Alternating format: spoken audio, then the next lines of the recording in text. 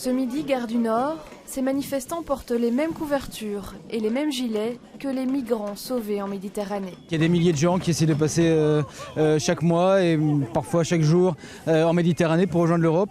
Et ils sont en danger de mort et c'est un peu à cause de nous parce qu'en réalité l'Europe ne donne pas de visa à ces gens-là et les oblige à utiliser des voies illégales, des passeurs. Et donc on veut rappeler à l'Europe qu'on a une responsabilité vis-à-vis de ça. Cette marche européenne pour les droits des réfugiés a lieu ce samedi dans 28 pays et 100 villes, de l'Albanie à la Norvège, de la Grande-Bretagne au Portugal, en passant par Bruxelles.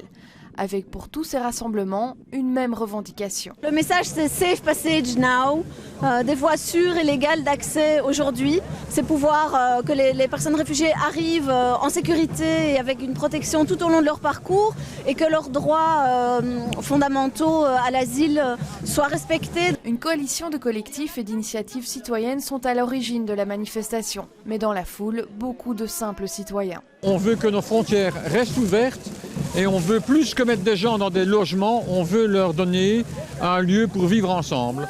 On est capable en Belgique d'ouvrir nos portes, d'ouvrir nos maisons, d'ouvrir nos cultures à des gens qui sont réellement dans un besoin. Ça m'inquiète beaucoup, ça m'angoisse même, la manière dont on intensifie les contrôles, que ce soit en Europe ou ailleurs. Oui, c'est quelque chose qui m'inquiète et c'est une des raisons de ma présence aujourd'hui. Pourquoi ça vous inquiète ?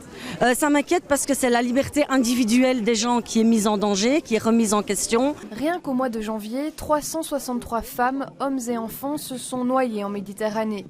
Aujourd'hui à Bruxelles, ils étaient environ 3000 à manifester pour que cela cesse.